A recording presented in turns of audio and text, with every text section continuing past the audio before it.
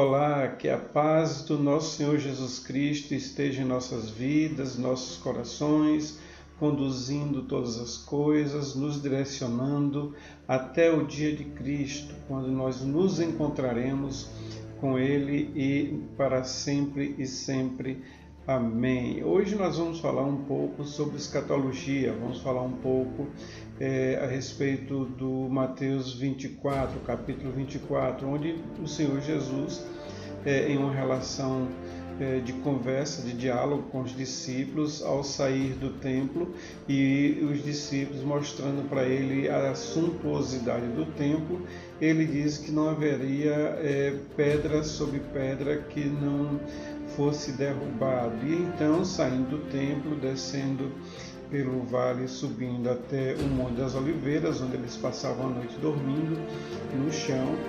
Então os discípulos interrogam ele a respeito disso, e os discípulos fazem 3 perguntas e Jesus dá 3 respostas. Então nós precisamos ler o livro de Mateus 24, interpretando esses blocos de perguntas e respostas. 3 perguntas dos discípulos, 3 respostas de Jesus, que nos dá o contexto exato do que vai acontecer.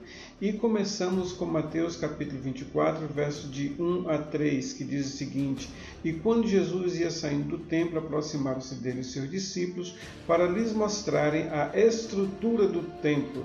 Jesus, porém, lhes disse: Não vedes tudo isso?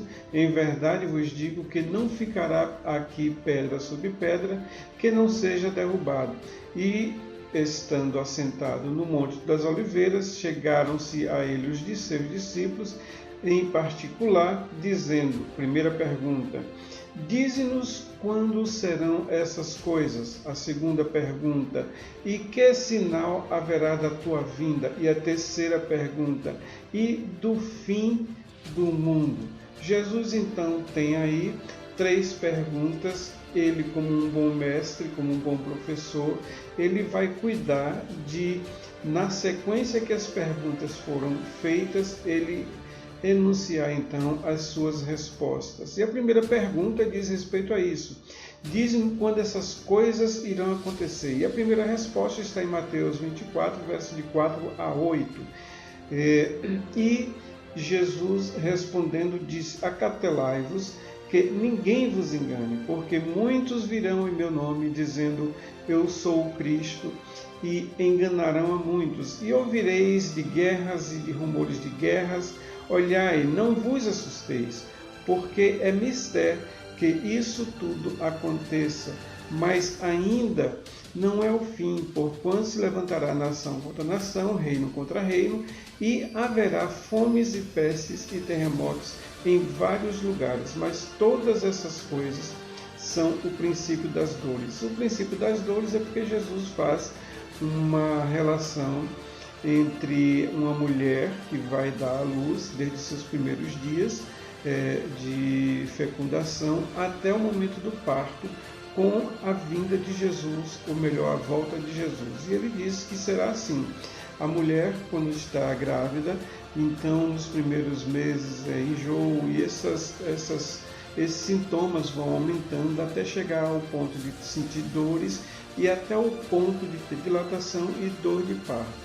E Jesus faz analogia com esse primeiro momento de princípio das dores, com essa característica da mulher enquanto parturiente. Então, o que nós precisamos entender é em que época ou horizonte temporal se encaixa isso. Essa característica começou quando Jesus foi levado aos céus. A partir dali começou o princípio das dores, e dali só veio aumentando. O princípio das dores através da perseguição dos cristãos, logo após a ascensão de Jesus, por Nero, e sucessivamente até os dias de hoje, onde eles são perseguidos, principalmente no Oriente Médio, por parte de muçulmanos extremistas, de islamismo extremista, não o islamismo tradicional, não o islamismo baseado no Alcorão, porque são grupos de pessoas idôneas, corretas e íntegras. Eles não querem briga, eles não querem confusão, eles não querem guerra, não querem nada disso. Eles querem viver em paz, porque é isso que, inclusive, o Alcorão prega. Mas por outros que são extremistas, que levam o que está escrito além do que está escrito, colocando a sua própria natureza, vontade e desejo, é que acontece essas perseguições. E aqui tem algumas coisas, alguns detalhes muito interessantes. O primeiro detalhe que eu queria dizer para vocês é a questão de muitos chegarem, se aproximarem, se manifestarem em nome de Cristo. O que está dizendo para a gente é que nem todo aquele que fala em nome de Cristo é de Cristo. Todo aquele que promulga a fé em Cristo é verdadeiramente de Cristo. E isso vai aparecer muitos, como tem aparecido, vocês veem inclusive na televisão, né? Aqui também tem um detalhe bem interessante, que ouvireis de guerras e de rumores de guerras, olhai e não vos assustei, porque é mistério que isso aconteça, mas ainda não é o fim. E quando ele fala nisso, ele também fala em nação contra nação e reino contra reino. Nação contra nação e reino contra reino são dois elementos totalmente distintos, são duas grafias distintas, nos falando que são coisas distintas. Então, quando fala nação contra nação, está falando de guerra mesmo entre nações, entre países, entre tribos, entre povos. É disso que está falando. Como nós temos visto desde aquela época, até antes mesmo de Cristo, já existia essas guerras entre nação, mas ele também fala que isso só irá aumentar cada vez mais, como nós vemos hoje. Não temos um dia de noticiário que não encontramos assim um conflito, uma guerra, um anúncio de guerra, um rumor de guerra. Hoje mesmo se fala muito em Terceira Guerra Mundial, mas isso é algo que não tem respaldo, não encontra respaldo. Às vezes é muito mais um desejo pela notícia negativa do que uma base em fim.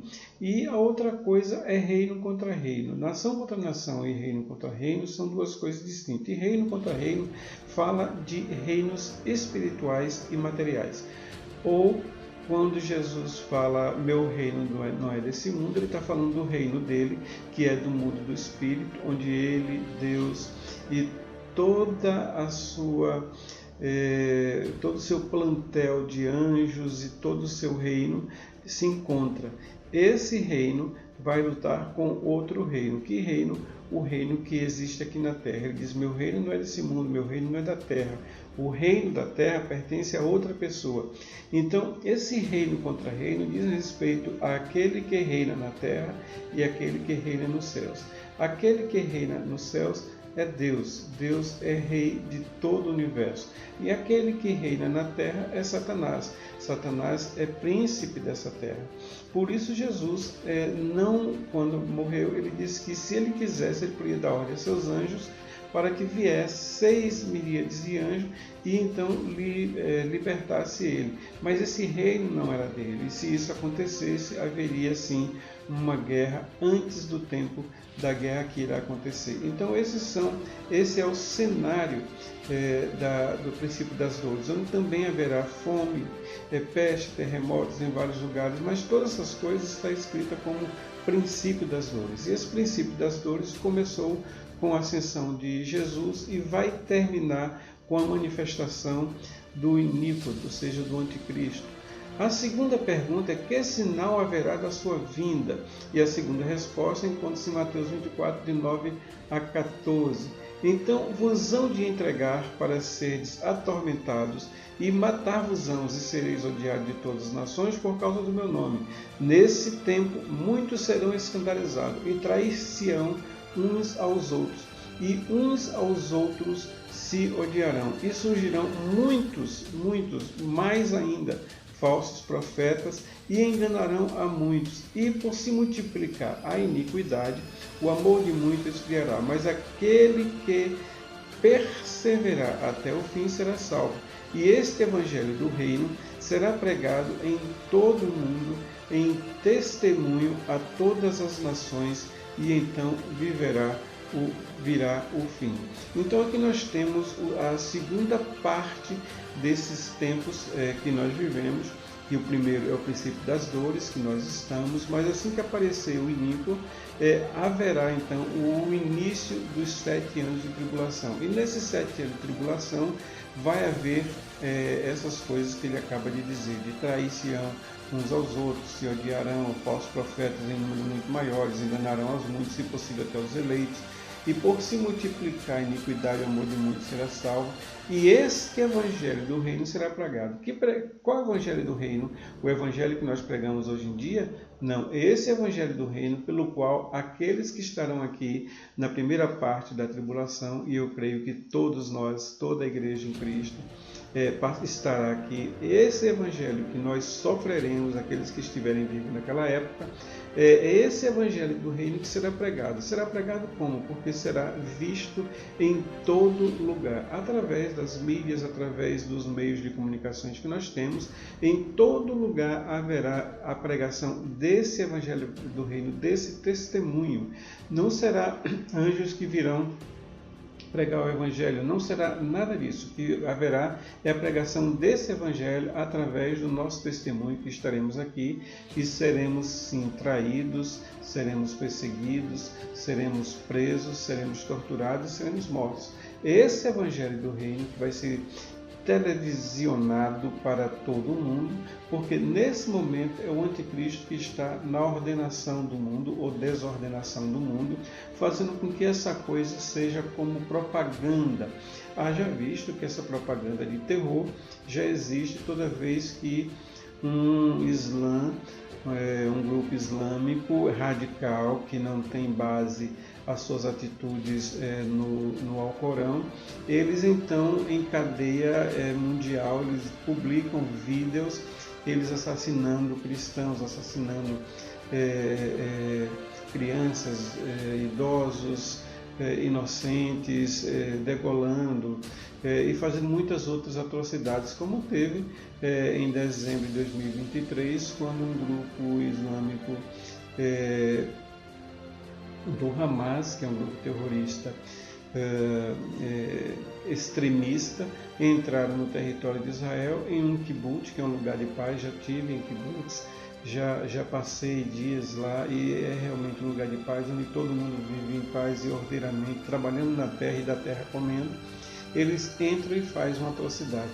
É esse mesmo espírito, essa mesma natureza que vai estar de forma alargada em todo o mundo através da pessoa do anticristo. Então, o segundo momento, que é esse, os 3 anos e meio iniciais, que é a resposta que Jesus dá aos discípulos a respeito da segunda pergunta, ou seja, qual é o sinal?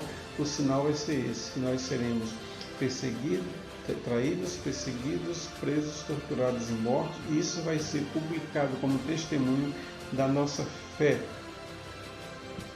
A terceira pergunta é: que sinal haverá da tua vinda? E a resposta está em Mateus 15:35, quando ele fala onde ele fala que o abominável aparecerá, ou seja, o anticristo aparecerá. Ai das grávidas e das que amamentam. Por que ai das grávidas e das que amamentam? Volto de novo à questão do que aconteceu em dezembro de 2023 no kibbutz em Israel, quando mulheres grávidas foram assassinadas, seus filhos foram arrancados do seu ventre e assassinados. E esse tipo de perseguição acontecerá também na tribulação. E também que não aconteça no sábado ou no inverno, porque são épocas de difícil movimentação, principalmente para os judeus e para aqueles que guardam o sábado. Aflição como nunca houve e nem haverá, ou seja, não vai ter uma época na história humana que houve ou haverá aflição maior do que essa dos primeiros 3 anos e meio da tribulação. Haverá salvação por causa dos escolhidos. Por quê? Porque o tempo vai se abreviar, é como se o dia passasse mais rápido. E essa abreviação do tempo, ou seja, o dia passando mais rápido, mais corrido, isso fará com que muitos não passem em um tempo mais alargado pelos sofrimentos e venham assim apostatar da fé. E por esse motivo, ou seja, pelo amor que Deus tem através do sacrifício de Cristo e hoje a doação do Espírito Santo em nossas vidas, é por esse amor que os dias vão ser abreviados para que todos possamos ser salvos. Surgirão falsos cristos e falsos profetas. Cristo quer dizer ungido. Então, muitos que dizem eu sou ungido de Deus, eu sou um profeta de Deus, e falam coisas que Deus não mandou falar, e se colocam como ungidos sem ser, isso irá multiplicar muito. Por quê? Porque o anticristo ele vem para se colocar não apenas contra Cristo, mas no lugar de Cristo. Então, eles vão falar que o anticristo é Cristo, é o Messias, e eles vão ser profetas e vão ser ungidos, seguidores desse Cristo, desse falso Cristo, para que venha colocar cada vez mais guerra e elementos anticristo na terra. Deixará os escolhidos inseguros em função de tudo isso, né? Haverá insegurança, e essa insegurança é que vai fazer com que alguns abandonem sua fé. Mas essa insegurança também vai ser fortalecida porque os crentes genuínos, eles então continuarão servindo ao Senhor.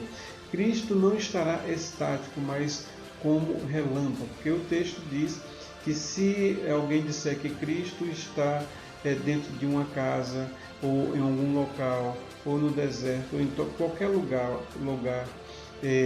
falando, pregando, ele não é esse, ele não vai estar em nenhum lugar. Porque quando Cristo voltar, ele vem como relâmpago, ele passará de forma tão rápida para levar os seus ungidos, os seus separados, aqueles que se colocaram à disposição de Cristo, que não tiveram medo da morte, mas antes enfrentaram a morte com a fé em Cristo Jesus e por isso serão salvos, como um relâmpago que ele passará e então levará todo o seu rebanho. As águias estarão junto aos mortos. O que isso quer dizer? Isso pode dizer, temos uma figura aí, que é a figura de águias relacionada a demônios, né, que estarão nessa batalha, nesse tempo, agindo contra as pessoas, matando, fazendo torturas. Então há essa figura, existe essa figura, alguns teólogos sustentam isso, que haverá demônios aqui manifestos fazendo as maiores atrocidades, mas também as águias estarão junto aos mortos. Se nós olharmos no livro de Apocalipse, fala que a matança será tal que o sangue das pessoas que serão derramados alcançarão as amarras do cavalo, ou seja, o local onde o cavalo é preso para ser guiado, que será um volume de sangue tal que não sobrará outra coisa quanto a corpos e tudo mais, que as águias e todas as aves de rapina que se alimentam de cadáveres e carniças e coisas assim, estarão ao redor, sim, buscando se alimentar.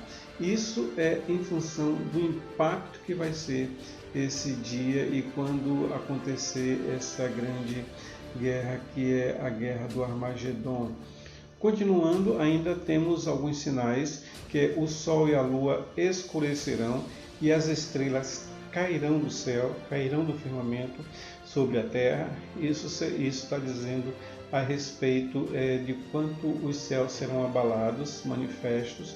As potências do céu serão abaladas, e a gente vê inclusive Pedro falando a respeito disso, que o céu passará com um grande estrondo e o céu se enrolará como um rolo. Esse grande estrondo é entendido também pelos teólogos como um colapso a nível de sistema solar, com choque entre cometas, estrelas, planetas. Haverá um grande estrondo no céu, um desordenar dessa atmosfera, né, do sistema solar, a ponto de tudo que a gente vê deixará de existir. Haja visto que por esse motivo que o Senhor Jesus diz que haverá um novo céu, uma nova terra, porque esses passarão, hão de passar, e hão de passar em função dessas potências dos céus que serão abaladas. Aparecerá o sinal do Filho do Homem, todas as pessoas da terra se lamentarão, verão o Filho do Homem não como humilde como ele veio anteriormente, em carne, se submetendo como ovelha, foi levado ao matadouro para morrer por mim e por você, mas verão ele vir em glória, em poder e majestade para dar fim a toda a obra da carne, onde quer que ela exista, e implantar o milênio, que é o reino messiânico, que é o milênio onde o próprio Senhor Jesus e todos aqueles que são salvos em Cristo Jesus reinará com ele, e ele reinará com um cetro de ferro, ou seja, ele será rígido, não como ele veio antes, mas permitindo muita coisa, inclusive ser ofendido em muitas coisas, não somente na cruz, mas em palavras, foi contrariado, foi empurrado, jogaram pedra nele, xingado e tudo mais, mas ele virá com o cetro de ferro, ele vai botar ordem de forma rígida, implantando o seu reino de paz, misericórdia e justiça. Paz, misericórdia e justiça. E todos que passarão por esses 7 anos, que passarão pela guerra do Armagedon e que viverão aqui, que não foram arrebatados, eles estarão debaixo dessa potente mão do Senhor, contemplando um reino de justiça sendo implementado, um reino de amor sendo implantado, um reino de misericórdia sendo implantado, e vão ver que tudo vai bem, de forma ordeira e pacífica, o que deveria ter sido feito. E vão ver também toda a natureza se revitalizar. Haja visto que no tempo da pandemia, nesses 4 anos que teve de pandemia, 2 anos que teve de pandemia, os barcos em Veneza deixaram de trafegar, aquelas gôndolas onde os turistas vão e eles dão passeio pelos canais de Veneza. Se você for hoje lá e fosse antes, ia ver que o canal de Veneza estava sujo, muito sujo, água barrenta, suja, do tráfego das canoas por ali, com os seus remos levantando toda a sujeira do mar. E apenas em 1 mês as águas ficaram transparentes a ponto de você ver o fundo do mar. Então, a restauração da natureza vai vir somente pela ordenação e exploração do sol. E isso quem vai estar à frente é o próprio Senhor Jesus. Verão o Filho do Homem não humilde como veio há 2000 anos, mas com todo o poder para instalar e implantar o reino de justiça.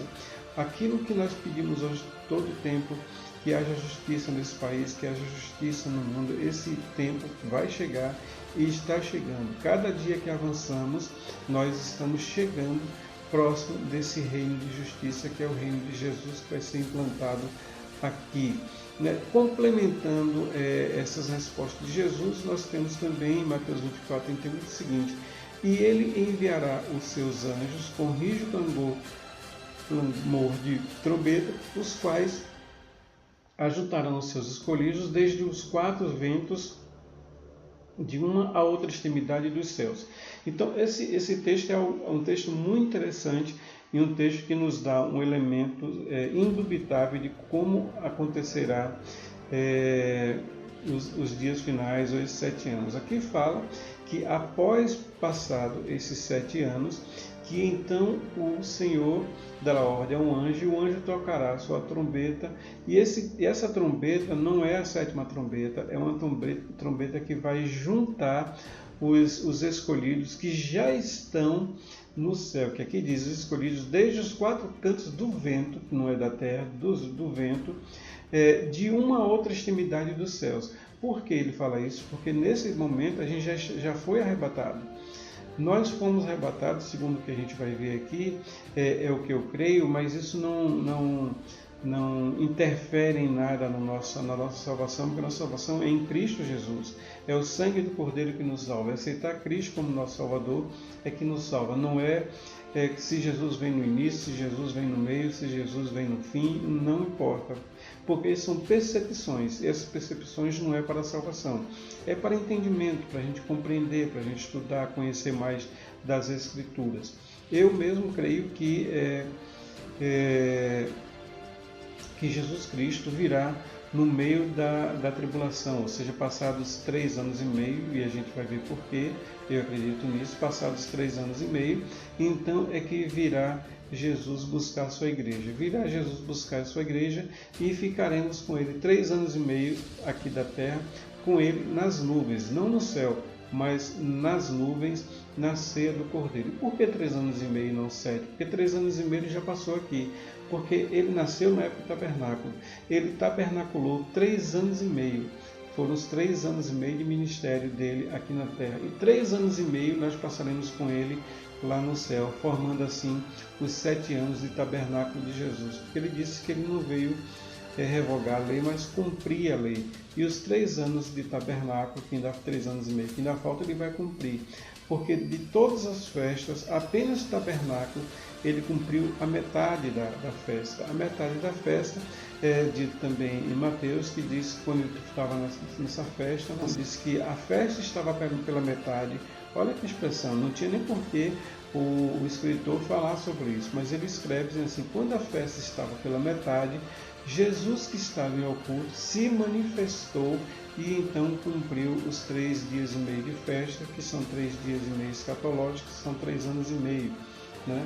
Então, os 7 anos de tabernáculo de Jesus vão ser 3 anos e meio aqui na terra e 3 anos e meio lá no céu, lá nas nuvens, onde nós estaremos com ele para a grande ceia do Cordeiro, onde irá perfazer os 7 anos de tabernáculo. E é o que ele diz aqui: e ele enviará os seus anjos com rígido clamor de trombetas, os quais ajuntarão os seus escolhidos desde os 4 ventos, não terra, dos 4 cantos da terra, mas desde os 4 ventos, de uma outra extremidade do céu. Isso porque nós já estaremos lá com ele na segunda metade da tribulação, onde na segunda metade da tribulação, onde vai ser colocada, dispensada a ira de Deus. Então, a ira de Deus, nós não estaremos nela. Por quê? Porque nós somos escolhidos, seremos arrebatados antes dela acontecer, ou seja, no meio da tribulação. Sendo nós arrebatados, então Deus vai derramar as 7 taças da sua ira sobre a terra, né? E Apocalipse capítulo 11, verso 15 diz o seguinte: e o 7º anjo tocou a sua trombeta, e houve no céu grandes vozes que diziam: os reinos do mundo que nós vivemos, vieram a ser de nosso Senhor e do seu Cristo, e ele reinará para todo sempre.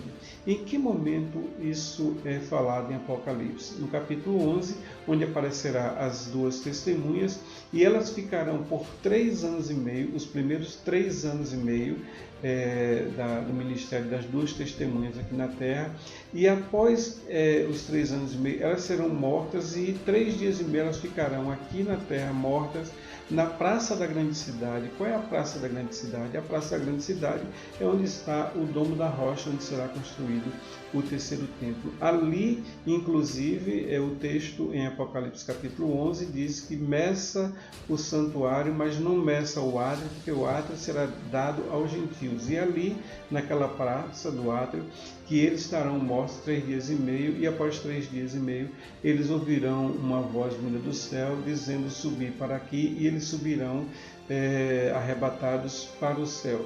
E após essa subida deles, das 2 testemunhas para o céu, após 3 anos e meio, é que entra o toque da 7ª trombeta. Se a 7ª trombeta é tocada no meio da tribulação dos 7 anos, então as outras 6 e os 7 selos acontecerão antes do segundo período da grande tribulação. Então, o que nós entendemos é que a partir do anticristo vir, até porque o livro de Apocalipse diz sobre isso, que ele é o cavalo branco do primeiro cavaleiro, que são 4, que sairá pela terra vencendo para vencer, ou seja, conquistando todo mundo. Aí dali então, que ele é o primeiro selo, aí vem todos os selos, né, todos os 7 selos. O 7º selo ele só tem uma função, que é preparar para o toque da primeira trombeta. Então é tocada a primeira trombeta e a última trombeta é tocada nesse momento de Apocalipse capítulo 11, verso 15, onde haverá o toque da trombeta pelo anjo do Senhor, e o reino passará a ser do nosso Senhor e Salvador Jesus Cristo, e ele reinará para todo sempre. Em Apocalipse 7, 13 e 14 diz o seguinte: e um dos anciãos me falou, dizendo: estes que são vestidos de vestes brancas, quem são? E de onde vieram? E eu disse: Senhor, tu o sabes. E ele me disse: estes são os que vieram da grande tribulação e lavaram as suas vestes e as branquearam no sangue do Cordeiro. O que é que isso quer dizer? Isso quer dizer que salvos estarão aqui na grande tribulação. Mas como isso? Eles não foram arrebatados no meio? Sim, os salvos em crente de Jesus, que mantiveram-se fiéis até o fim, será arrebatado, segundo eu creio. Isso não fere nenhuma das outras possibilidades, porque são possibilidades, e eu as honro e respeito como possibilidade, mas o que eu entendo é justamente isso, que no meio da tribulação, os salvos que se mantiveram fiel até aquele tempo, porque os 7 selos e as 7 trombetas ficarão nos primeiros 3 anos e meio, sendo tocado, e basta você ver o que vai acontecer com os 7 selos e as 7 trombetas, para você ver o que é que vai acontecer então no primeiro período da grande tribulação. Haja visto que hoje já acontece muito disso, de perseguição, morte aos cristãos e muitas outras atrocidades que são cometidas. Porém, nesses 3 anos e meio serão feitos em volume e maldade ainda maiores. E o que está dizendo aqui é que aqueles que não se mantiveram fiel, mas são salvos em Cristo Jesus, eles passarão pela grande tribulação e sofrerão tudo aquilo que todos os habitantes da terra que não têm a Cristo Jesus, é uma multidão muito, muito, muito maior do que a multidão dos salvos, passarão, e eles com o seu próprio sangue pagarão, transformarão as suas vidas em sacrifício vivo e agradável ao Senhor, e através do seu sacrifício de vida, eles então irão branquear as suas vestes no sangue do Cordeiro, aceitando o sangue do Cordeiro em si mesmo, né, transformando a sua vida e testemunhando com o seu testemunho de perseguição e morte, que acontecerá em um número muito maior na grande tribulação, e receberão sim essas vestes e virão até a presença do Senhor com salvas e salvos, né? Então nós temos aqui o seguinte diagrama. O diagrama que nós temos aqui, nós temos o princípio das dores, que está em Mateus 24, de 1 a 14. Nós temos a primeira fase da tribulação, 3 anos e meio, que é uma falsa paz mundial, que é o primeiro cavaleiro que vai sair, que é o anticristo, a fazer um acordo de paz com todo mundo, que é uma falsa paz, e isso vai desencadear os 7 selos e as 7 trombetas. Passado esses 3 anos e meio, então aqui no meio do 7 anos de tribulação, eu creio que virá sim o arrebatamento. Mas nós vamos passar pela tribulação. Bem, os cristãos antigos passaram por tribulações. Os cristãos em outros lugares do mundo hoje passam por tribulação, perseguição e morte. Os discípulos todos passaram por tribulação, perseguição e morte. O próprio Senhor Jesus passou por tribulação, perseguição e morte. E por que nós então, que somos servos dele, não vamos ter o mesmo fim, o mesmo destino? Essa teologia da prosperidade, ela não é bíblica. Deus não quer que nós sejamos pobres de forma nenhuma, mas Ele não quer também que a nossa vida seja baseada em prosperidade, mas sim no sangue do Cordeiro. E para isso nós estamos aqui nos preparando para enfrentar esses dias aqui. Após o arrebatamento, 3 anos e meio estaremos com o Senhor nos ares, nas nuvens, e quando houver o final, o Senhor então mandará que o anjo toque a sua trombeta e nós viremos para essa guerra aqui do Armagedon, onde o Senhor Jesus destruirá todos os seus inimigos, os inimigos da igreja, do corpo de Cristo, independente de ser judeu, gentio, independente de ser grego, independente de qualquer coisa, para entrarmos no milênio e reinarmos nesse milênio com o Senhor Jesus Cristo. As demais pessoas que não seguiram a Cristo, porque aqueles que foram fiéis subirão, aqueles que não foram fiéis passarão, mas entrarão aqui salvos, né? No milênio salvos. E esses salvos do primeiro período e do segundo período, não é primeira ressurreição nem segunda ressurreição, primeiro período e o segundo período, entrarão aqui como com o Senhor Jesus no milênio para reinar sobre essa terra. Os outros, ou os demais que vieram aqui, que não aceitaram a Cristo, que chegaram aqui e não aceitaram a Cristo, que é uma multidão muito grande, e não morreram por conta da guerra do Armagedon, que aqui serão juntados só de exército 200 milhões de pessoas, lá no vale do Armagedon, onde eu já tive, é realmente algo enorme, suntuoso, imenso. A gente olha e perde de vista. O vale do Armagedon, ele faz fronteira, para você ter uma ideia, com o Líbano, de tão extenso, de tão grande que ele é. E daqui, depois da guerra do Armagedon, esses que continuaram ou continuarão ímpios, sem aceitar Cristo, estarão aqui, mas sem poder, porque o poder vai estar em Cristo e nos seus que seguiram a Ele, e que vai ordenar esse mundo, restaurar a natureza humana daqueles que seguiram, restaurar as instituições, restaurar a própria natureza, os animais, as árvores, tudo, implantando assim um reino de justiça. Após isso aí, esse milênio que vem então a guerra de Gog e Magog, e logo em seguida o juízo final, onde Deus vai separar eternamente os bodes das ovelhas, e aqueles que são de Deus vai dizer: vinde, benditos meu Pai, e aqueles que decidiram não ser de Deus e ir contra eles. Tem muita gente assim. Hoje em dia nós temos, João fala na sua carta que haviam muitos anticristos naquela época, e esses anticristos existem até o dia de hoje. Nós tivemos Hitler como anticristo, nós tivemos Mussolini como anticristo e vários outros líderes com espírito de Cristo, mas haverá um anticristo que vai fazer todo esse final dos tempos acontecer. E vale ressaltar que a perversidade desse anticristo é tamanha que só 2 vezes Satanás ele possui o corpo de uma pessoa, só 2 vezes. A primeira vez foi com Judas, onde o texto bíblico diz que Satanás entrou em Judas. Nas demais situações de possessão são demônios que entram, mas em Judas ele mesmo entrou, para grandiosidade do que Judas iria fazer, e até porque não permitir ou evitar que Judas viesse se arrepender ou viesse a ter alguma crise de consciência, mas a natureza de Satanás ali estava em Judas, de tal forma que ele não fez outra coisa a não ser fazer o que ele fez, que foi trair a Jesus.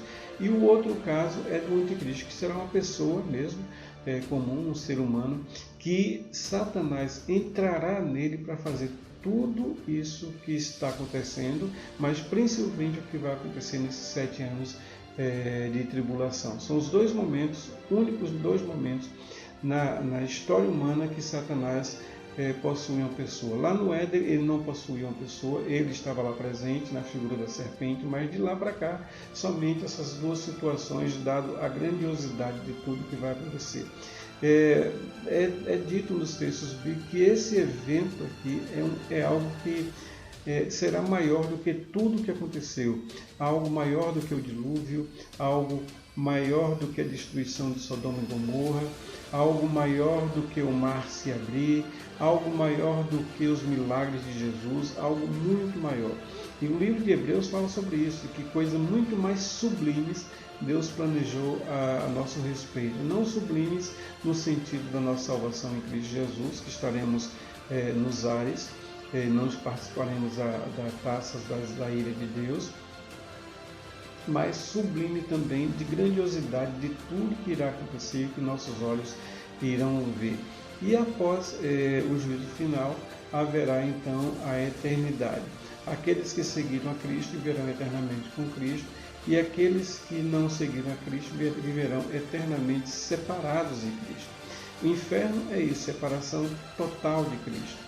Pode ser um lugar físico, pode ser um lugar espiritual, mas o que mais importa é que é um lugar de separação, separados eternamente de Cristo, do Espírito Santo, de Deus e do seu amor. Esse é a pior separação que possa existir. Então, Mateus capítulo 24, ele nos dá esses três elementos, ou seja, são três perguntas que o Senhor Jesus faz e três respostas que ele dá aos discípulos, explicando tudo que vai acontecer. Eu espero que vocês tenham entendido, espero em Deus que Deus possa nos abençoar, nos dirigir, abrir a nossa mente, e aquilo que não for dele, inclusive se eu falei alguma coisa que não foi dele, eu não tenho a visão ainda e a constatação efetiva do que vai acontecer, que Deus possa cada vez mais me dar e nos dar a visão do que vai acontecer, porque Deus prepara antes que tudo aconteça. O que temos que fazer é estar dispostos à preparação de Deus. Fiquem com Deus, que o Espírito Santo conduza nossa mente e coração, nos guarde e nos blinde de todo o mal. Fica com Deus.